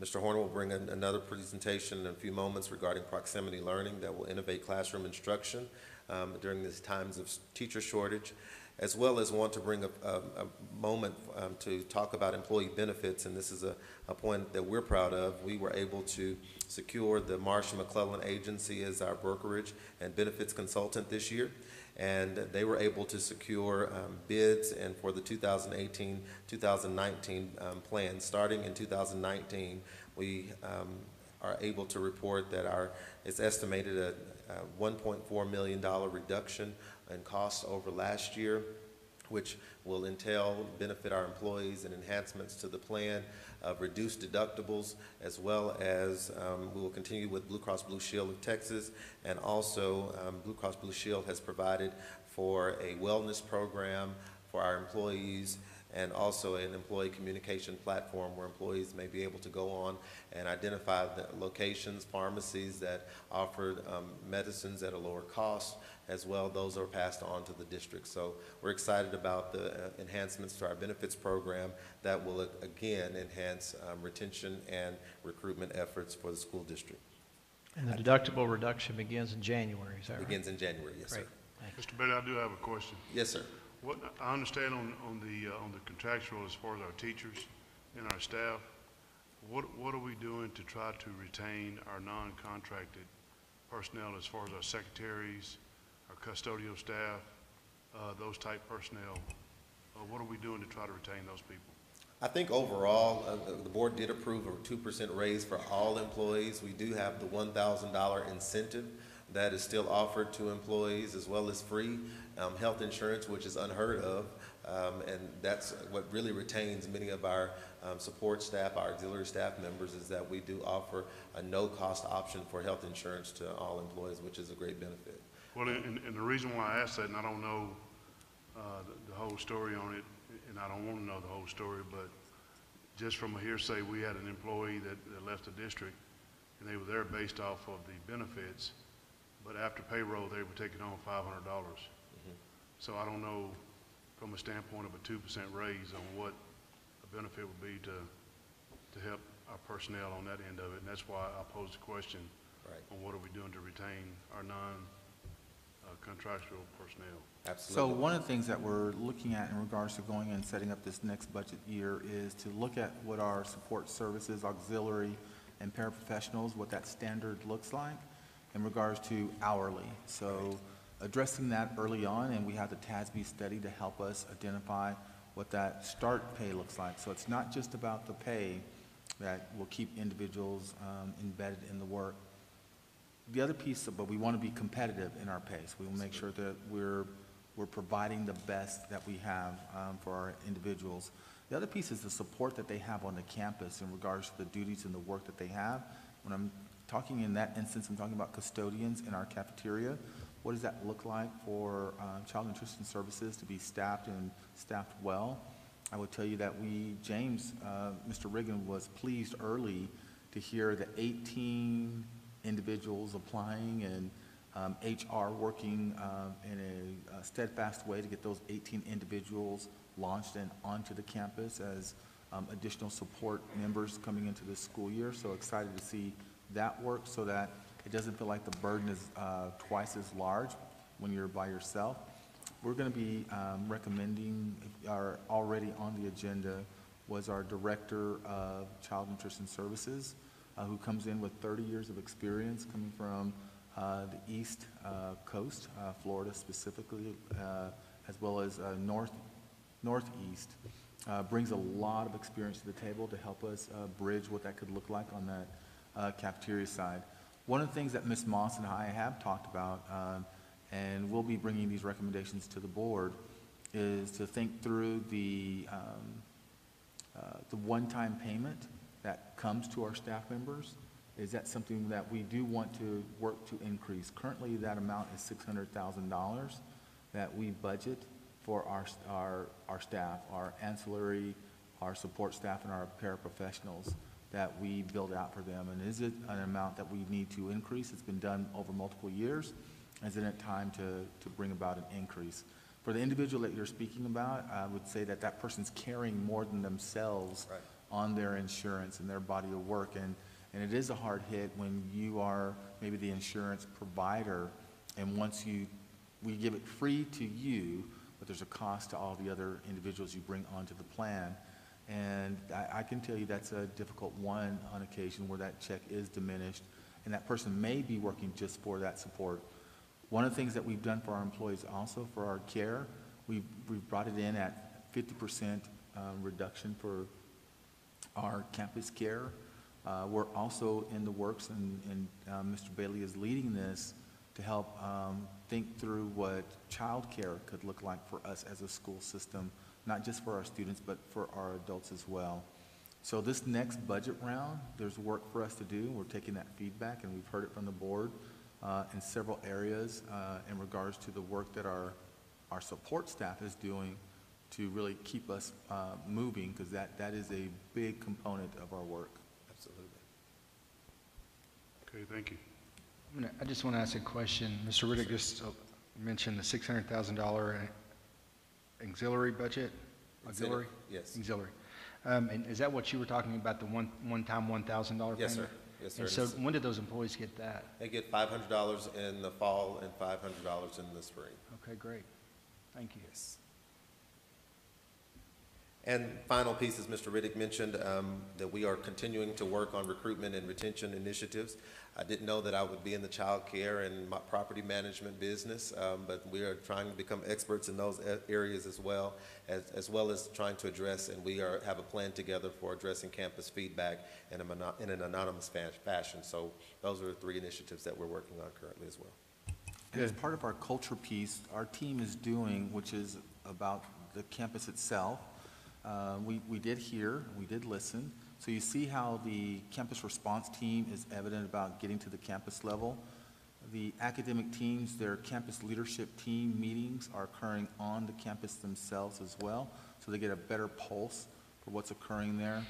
The superintendent, along with cabinet, we are meeting weekly on a campus and spend several hours in classrooms dialoguing about what support do you need from the senior level of leaders in this district, and how can we impact you right now. We also have worked in what could anonymous reporting look like in regards to the work that we do. We do a survey. It's a K-12 survey that allows for anonymous reporting for teachers to give us our feedback. We did one on top of that. Unfortunately, we did not do Santa Rita in that work. We did other campuses, about 11 or 12, that we surveyed through a third party to give us actual feedback on culture. So we're gathering information that's helping us get better so that we can give the culture and the environment for what we want. So we have actually a culture rubric that's used for a campus visit that aligns everything from the student all the way to the teacher to facilities to share, is this a healthy place based on this rubric that the team is using across the board with all their schools as they go out to visit. Thank you. Let me ask one more question. The partner we have for the management company that has offered a 10% discount, Yes. will you tell me that they're asking for matching partners?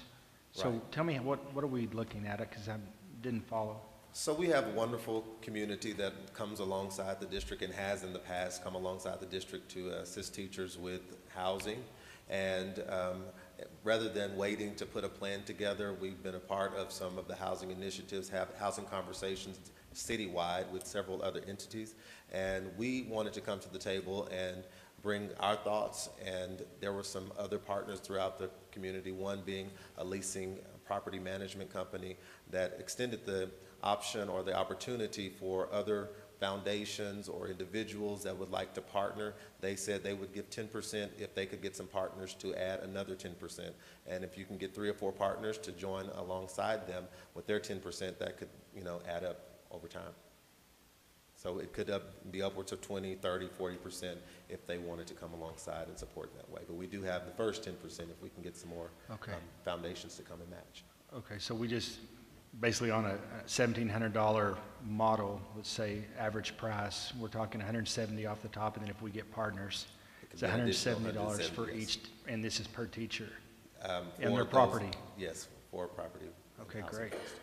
Okay, before we move on from this topic and you sit down, I just want to go back because we moved around, but it's bolded on our page, but I don't see it up here. But 2018-19 plan liability is estimated to be $23.5 million, which is a $1.5 million reduction from the current year. And I just wanted to make sure that was known.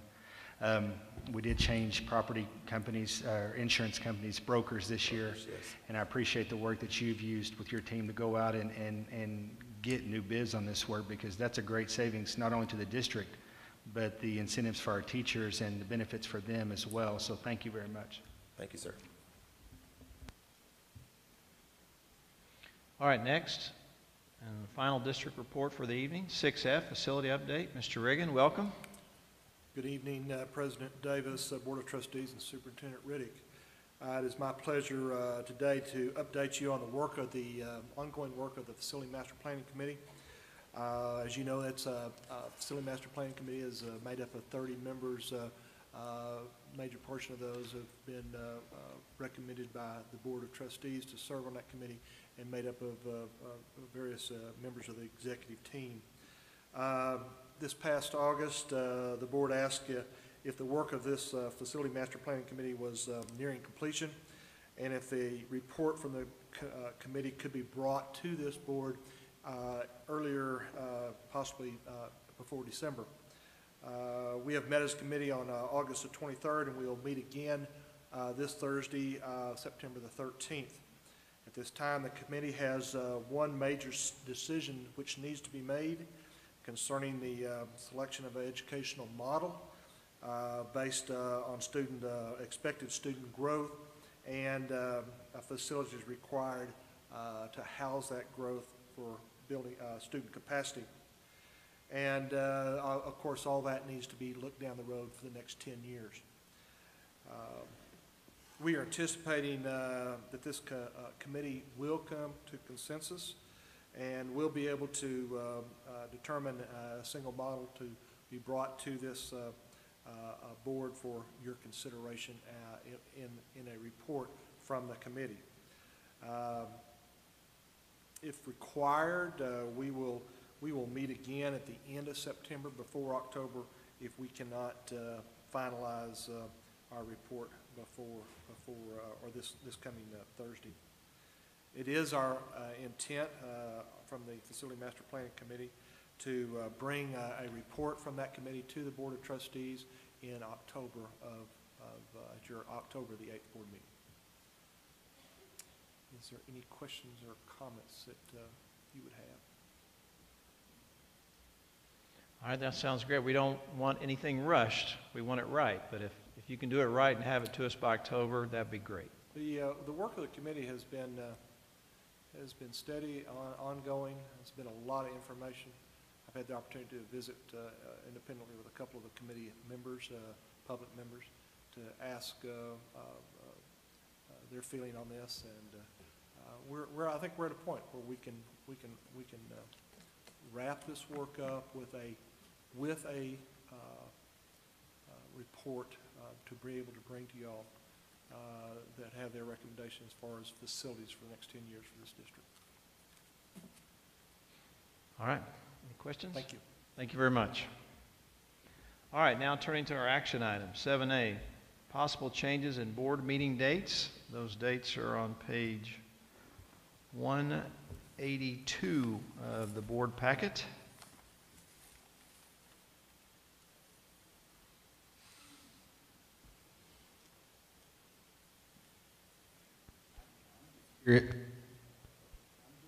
Well, there we go. I'm just curious why you didn't start this in September.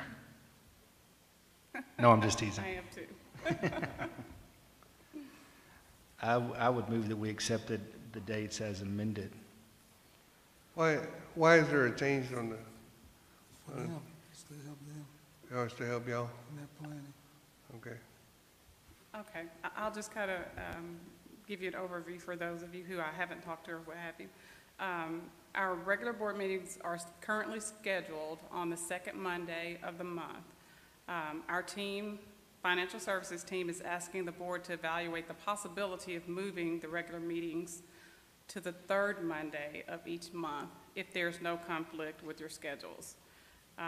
You were provided the updated board schedule that you're looking at now, I assume, with the recommended dates in red for you.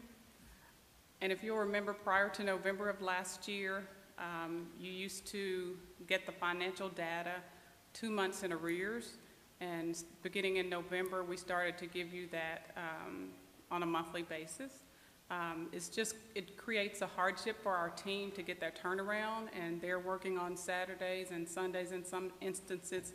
It's not every month, but some months when, depending on what day the first falls on, it doesn't give us enough time, the time that we need to get the information prepared efficiently for you guys. So we're asking if you would to consider moving that back to give our team a little more time so that they're not working every weekend and working late trying to get that information. We have to have that information into the superintendent's office by that Tuesday or that Friday prior to you getting the information. And we'd just like for you to consider that if it does not affect your schedules. Is all the other calendar items, I guess, going to move with it? For example, the goal setting, progress goals, they're all, that calendar is all. Those will be unaffected because they're just designated by the month, by the specific day of the month. Okay. I'd second Mr. Murray's motion. I would. All right, motion by Mr. Murray, second by Mr. Kennedy. Any further discussion or comments? I just think they've done a great job, but I think families ought to be with families on the weekend. Thank you so much. We appreciate it. Well, we need to vote. If the A team needs that, we should vote for it. All those in favor, please raise your right hand. It's unanimous. Thank you. Thank you. All right, 7B, out-of-country request for travel. The information begins on page 183 of our board packet. Mr. Horner, welcome back. Thank you, Mr. Davis.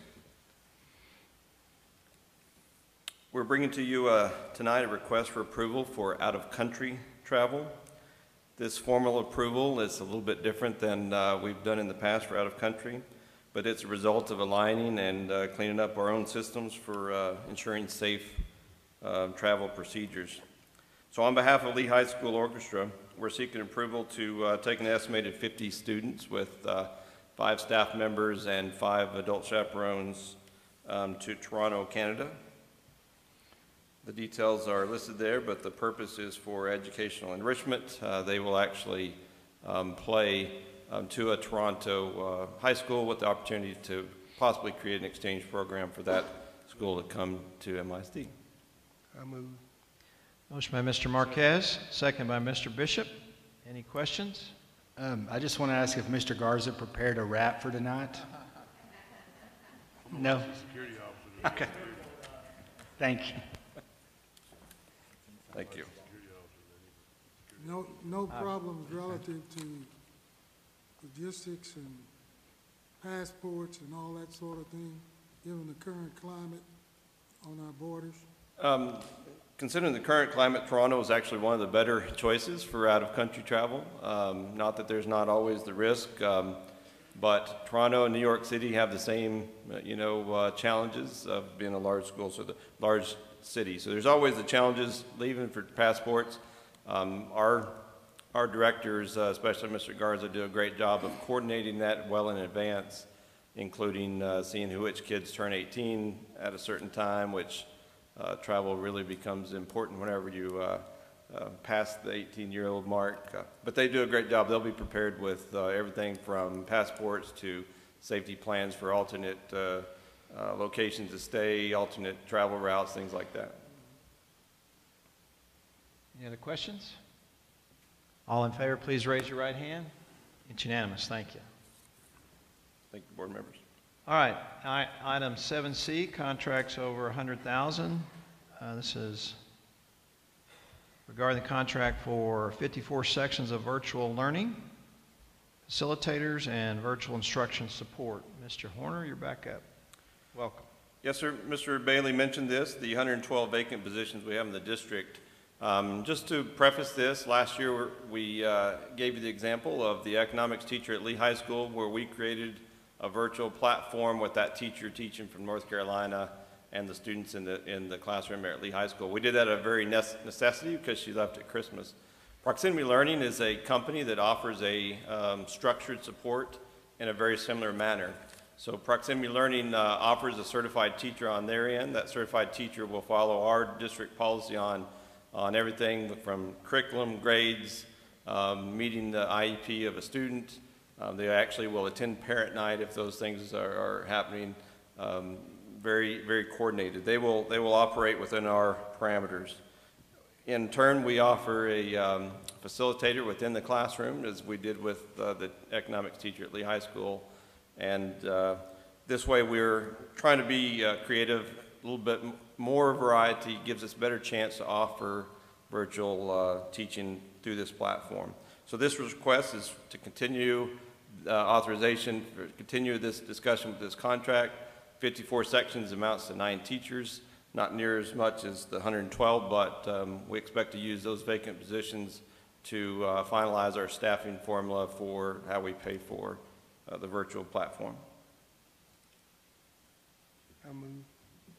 Motion by Mr. Marquez, second by Mr. Kennedy. Any questions? Comments?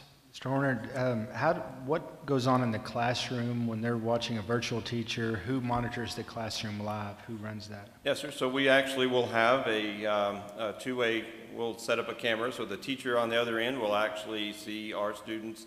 Our students will also have Chromebooks in front of them. They'll use what we call the Canvas platform. It's a college platform. A lot of online courses use Canvas.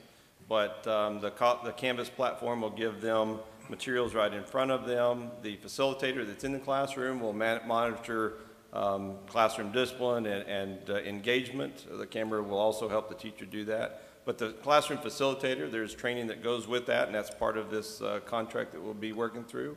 But the facilitator will be the eyes and ears of the teacher. The teacher will coordinate that with that facilitator, both in that time period and with a planning time every day. Any other questions? All right, all those in favor, please raise your right hand. It's unanimous. Thank you. Thank you, Mr. Horner. Very creative. Thank you. Thank you. All right, next, action item 7D, teacher contract abandonment. 1, good cause did not exist for resignation, and 2, complaint and request for sanctions to TEA regarding Jay Cravens. Now, Mr.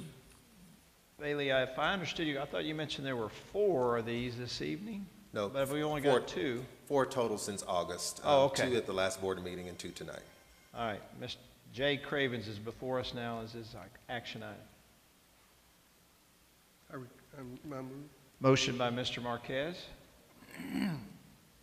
Second by Mr. Kennedy. All those in favor, please raise your right hand. It's unanimous. Thank you. And action item 7E, teacher contract abandonment. 1, good cause did not exist for resignation. And 2, complaint and request for sanctions to TEA regarding F. Bolivar. Board President, I'm going to recuse myself on this vote. All right, Mr. Marquez recuses himself from action item 7E. This is an action item nevertheless. So moved.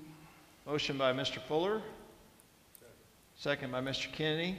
Let me ask, Mr. Bailey, on these type of abandonments you bring to us, do you have exit interviews with these people, or how do we? Yes, sir. I mean, that's how we go about determining that they didn't have good excuse? Absolutely. There are two reasons why the superintendent has authorized the HR department to begin that process, and if there is any questions, we do go to the superintendent to confer on those resignations. But we meet with every employee that is departing the school district, contract employee that is departing the school district after the penalty-free date. And so we've met with every one of these employees, even if only by phone, which is unfortunate in this case with this employee, the last one. Okay, thank you. All right. All those in favor, please raise your right hand. It's 5-0 with Mr. Marquez abstaining. All right. It is now 7:36 p.m.